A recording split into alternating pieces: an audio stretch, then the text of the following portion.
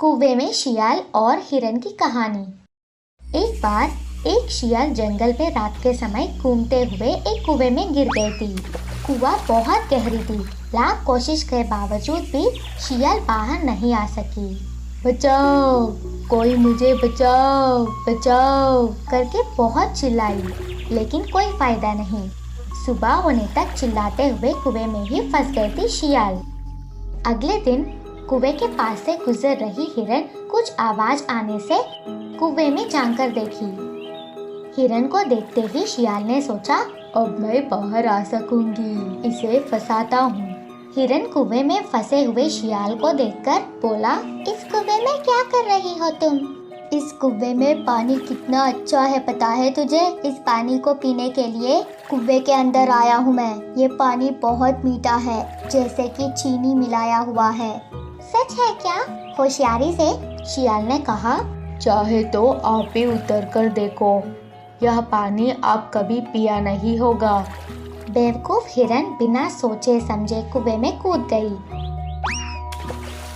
और पानी पिया। कुछ देर हिरन भी शियाल जैसा ही कुएं में फंस गई। अब बाहर कैसे जाए? शियाल से पूछा हिरन। पहले आपके पीठ पर चढ़कर बाहर जाने के बाद आपको भी बाहर खींचूंगी। अच्छा समझकर हिरन मान लिया। ठीक है। शियाल एकदम से हिरन के पीठ पर चढ़कर बाहर आ गए। बाहर आने के बाद हिरन बाहर आने के लिए शियाल का हाथ मांगा। बाप रे, इतना वजन वाली आपको बाहर नहीं खींच सकती मैं, मुझसे नहीं होगा, मुझे बचाने के लिए आपका धन्यवाद। ये कहकर शियाल वहाँ से चला गए। अब हिरन को शियाल का धोखा समझ आ गया, लेकिन तब तक बहुत देर हो चुकी थी और कुएं में हिरन अकेला रह गए। इसीलिए हिरन। एक समुद्र के घाट पर एक लोमड़ी कई दिनों से रह रही थी। वह सभी जगह घूमने पर भी उसे अच्छा खाना ना मिलकर बहुत दिन हो गए थे। एक दिन वह लोमड़ी अच्छा मांस के लिए एक पास के जंगल में गई थी। उस जंगल में वह बहुत घूमी थी। आखिरकार में लोमड़ी को एक हिरन मिला। उसे अपने होशियारी से भोजन बनाने के लिए सोचने लगी। इतने में ही वह हिरन लोमड़ी के पास आकर कहने लगी, दोस्त, मैं आपको कभी भी इस जंगल में नहीं देखी थी और तुम कहाँ रहते हो? ऐसे बेगुनाही से पूछी। इधर मेरे वाले कोई भी नहीं है, इसलिए मैं पास के समुद्र के घाट में रहता हूँ। ऐसे लोमड़ी ने जवाब दिया। क्या? समुद्री घाट? मैंने तो ऐसे कभी नहीं सुना, बोलकर हिरन हैरानी से देख रही थी। मेरे सामने पूरा पानी ही पानी है। इतना पानी है कि समुद्र के उस पार भी नहीं दिखता। अगर तुम मेरे साथ आते हो तो समुद्र बताऊंगा। ऐसे लोमड़ी बोली। समुद्र कैसा दिखता होगा, यह सोचकर हिरन लोमड़ी के साथ चलने लगी। वह दोनों जंगल में चलने के बाद थोड़ी देर में समुद्र के पास पहुंच गए थे। समुद्र को पहली बार देखकर हिरन खुशी से उछलने लगी। उसी वक्त समुद्र की लहर उछलते हुए समुद्र के किनारे आने लगी। उस लहरों को दृश्य देखकर लोमड़ी, आओ लहरों आओ, मेरे दोस्त तुम्हें देखना चाहता है, उसे देखकर तुम वापस चले जाना। ऐसे लोमड़ी बोली। लहरें आकर चली गई। जैसे लोमड़ी ने कहा वैसे होने पर हिरन आश्चर्यचकित हो गया। लहरों, तुम ऐसे ही आते रहो, मैं और मेरा दोस्त तब तक बात करते रहेंगे। वैसे लोमड़ी हिरन से बात करने लगी। लहरें आने लगी और जाने लगी। लोमड़ी और हिरन बहुत देर तक बात करने लगे। थोड़ी देर बाद हिरन, तुम्हारे अधिकार में रहने वाले समुद्र को देखकर मुझे बहुत खुशी मिली। उसमें एक बार नहाने का मन हो रहा है, मैं जा सकती हूँ क्या? वैसे पूछने लगी हिरन। उसी समय का इंतजार करते हुए लोमड़ी जाने के लिए बोली। समुद्र में हिरन जाने लगी।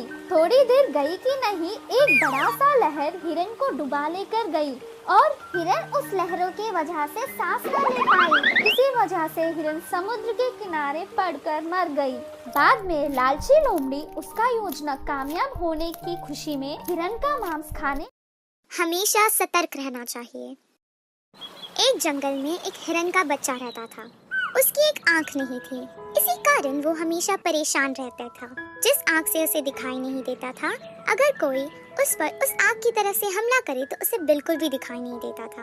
उसके सभी मित्र उसे कंडी कंडी कह के उसका मजाक उड़ाते थे, जिस कारण वो हमेशा दुखी रहा करता था। मेरे सभी मित्र कितने खुशी से खेलते हैं, मैं ही इस आग की वजह से हमेशा चिंतित रहती हूँ। ना जाने कौन सा खतरा मुझ पे वार कर दे, पता नहीं इस खतरों से मैं कैसे बच सकूं। उसे शिकारियों से, जंगली जानवरों से हमेशा डर लगा रहता था। वो हमेशा यही सोचा करता था कि वो इन सब से कैसे बचे। बहुत सोचने पर उसे एक उपाय सूझा। तालाब से तो मुझे कोई खतरा नहीं, तो मैं एक काम करती हूँ, जिस आग से मुझे दिखाई नहीं देता उसे मैं तालाब की ओर रखती हूँ, और जिस आग से मुझे दिखाई देता है उससे मैं जंगल की तरफ देखती हूँ। अब मैं सुरक्षित हूँ। अब हर दिन जैसे उसने सोचा वो बिल्कुल वैसे ही करने लगी और अपना जीवन चिंता मुक्त होकर बिताने लगा। पर एक दिन तालाब में एक शिकारी नाव में शिकार के लिए जंगल की ओर आ रहा था। तब उसकी नजर एक आंख वाले हिरन पर पड़ी। ओहो, बिना कुछ किए ही मुझे मेरा शिकार मिल गया। हा हा। हिरन को उस शिकारी के आने की भनक भी नहीं पड़ी और वो अपना चारा खा रही थी। मैं एक शिकारी हूँ, मेरे हाथ में तीर कमान है। वो मुझे देखते हुए भी बिना डरे चारा कैसे खा रही है? अच्छा, शायद इसके दिन पूरे हो गए होंगे। उस शिकारी ने तीर चला दिया। तीर जाके हिरन के पैर पर लगा। हमारी बेचारी जख्मी हिरन तड़पते तड़पते अपनी जान बचाकर वहाँ से भाग निकली। मैं गलत थी। मैंने सोचा कि मुझे तालाब की ओर से कोई खतरा नहीं है, पर आज इसी सोच की वजह से मेरी जान भी जा सकती थी। जंगल में रहने वाले जानवर तो कहीं से भी सुरक्षित नहीं है, उनके लिए संकट कहीं से भी आ सकता है। उस दिन से वो हमेशा सतर्क रहती थी और हर तरफ अपनी नजर रखती। काबला।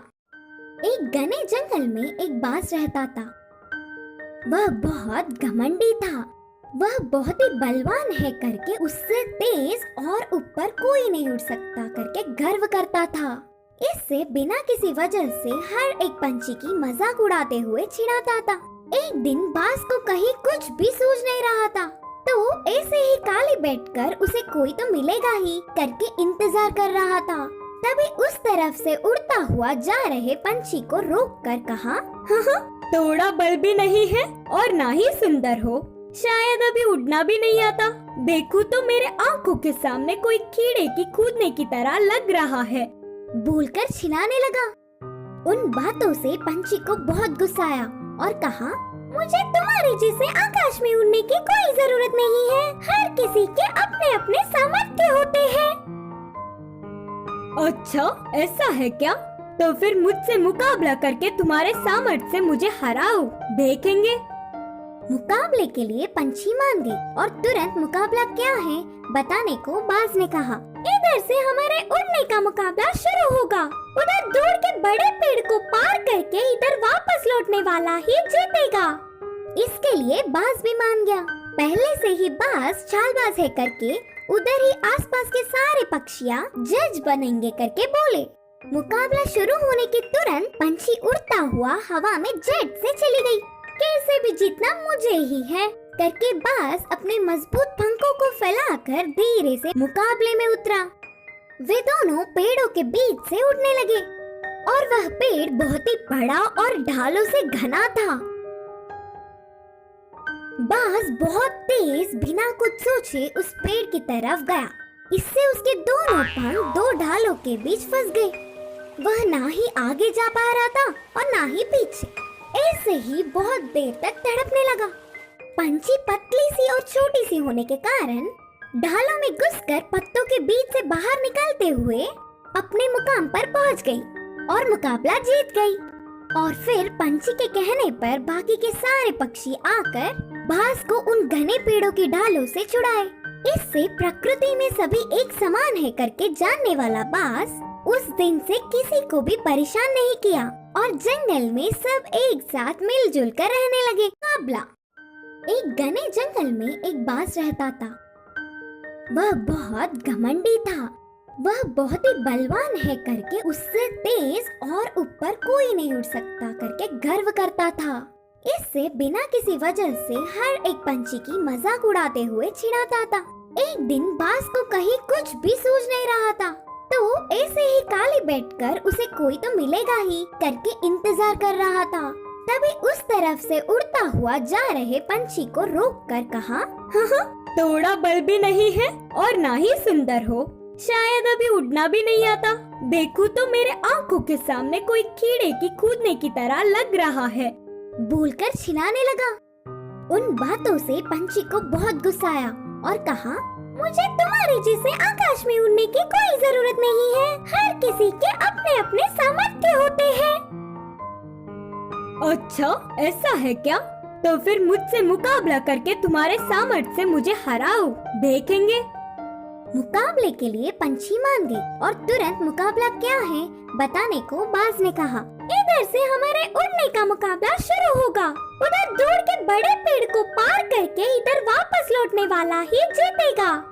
इसके लिए बाज भी मान गया। पहले से ही बाज चालबाज है करके उधर ही आसपास के सारे पक्षियाँ जज बनेंगे करके बोले।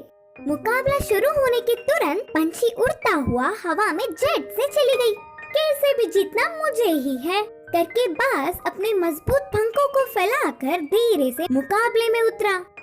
वे दोनों पेड़ों के बीच से उड़ने लगे और वह पेड़ बहुत ही बड़ा और ढालों से घना था।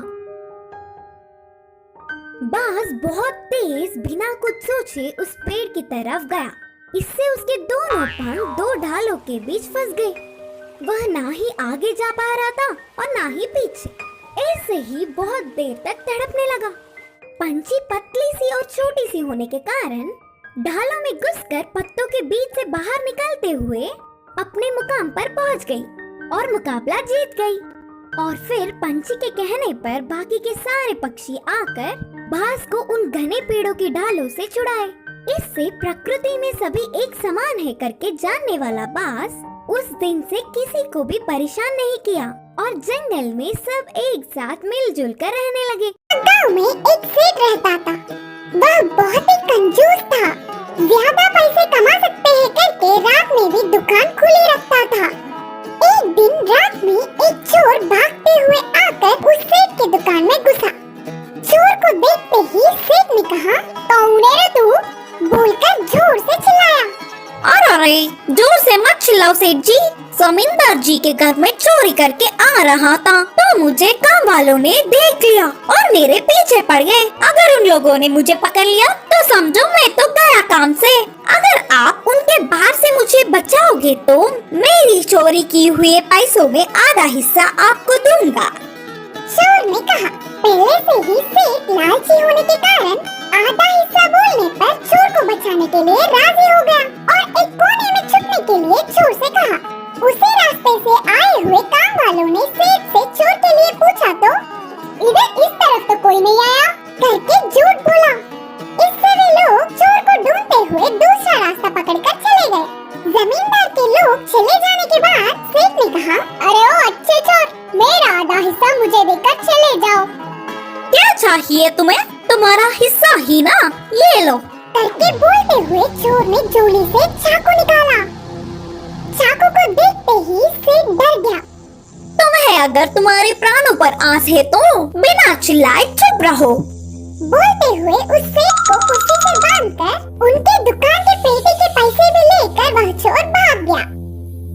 उसके जाने के बाद सेठ के चिल्लाने पर जमींदार के लोग भागते हुए उधर आकर उन्हें छुड़वाया।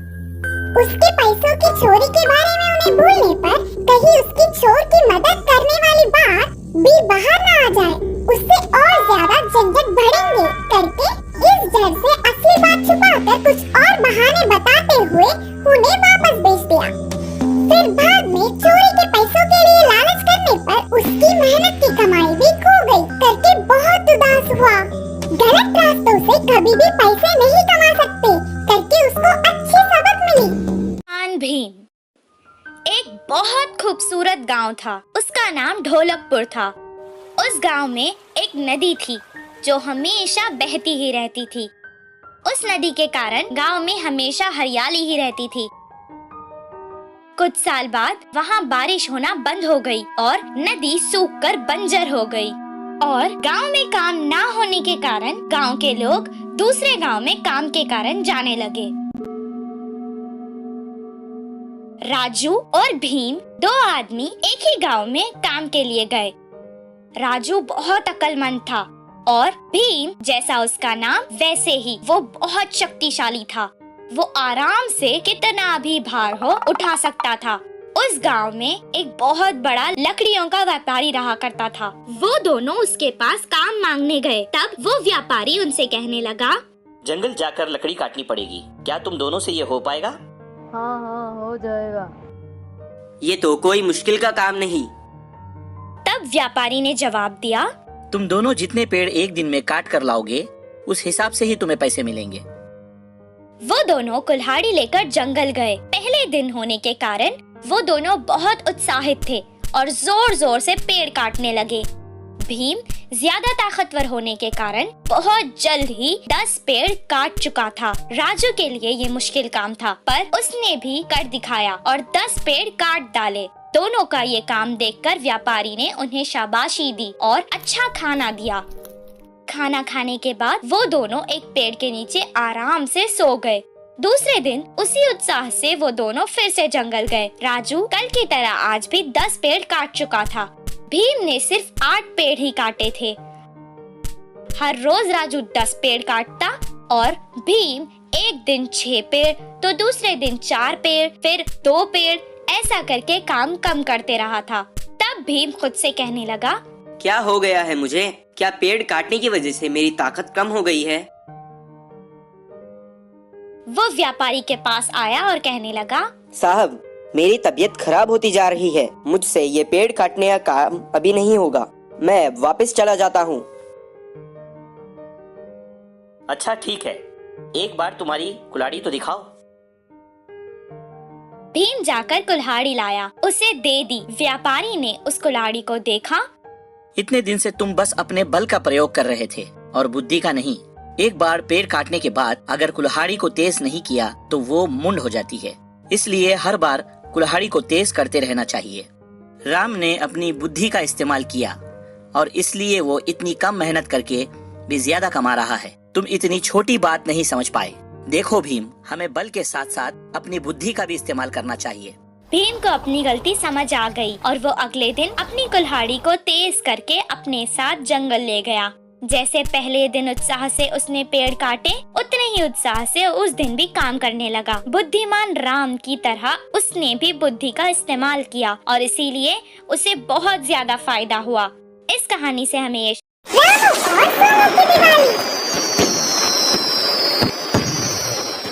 विजयपुर नामक गांव में रामू नाम का लड़का रहता था। बचपन में ही पिताजी के गुजरने के कारण उसकी माँ अपनी मेहनत से उसे पालती थी।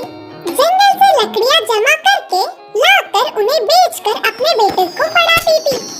दिवाली के उत्सव पर सारे लोग पटाखों से आतिशबाजी करने पर उसे भी पटाखे दिलाने की हर साल माँ के पास जिद करता था। इससे आगे बड़े होते होते माँ की मेहनत और परेशानियों को समझते हुए रामू ने पूछना बंद कर दिया। दिवाली के उत्सव के दिन बहुत सारे पटाखों से आतिशबाजी करने वालों के घरों के पास जाकर बहुत देर उधर ही खड़ा होकर उनके उत्सव को देख खुश होता था। अचानक इस साल विजयपुर में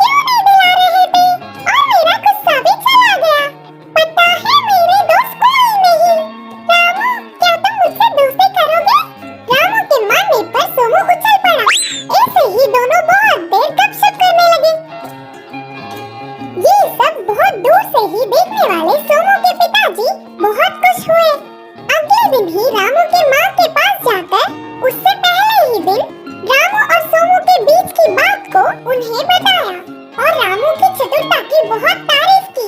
उसकी पढ़ाई के खर्चे उठाने के साथ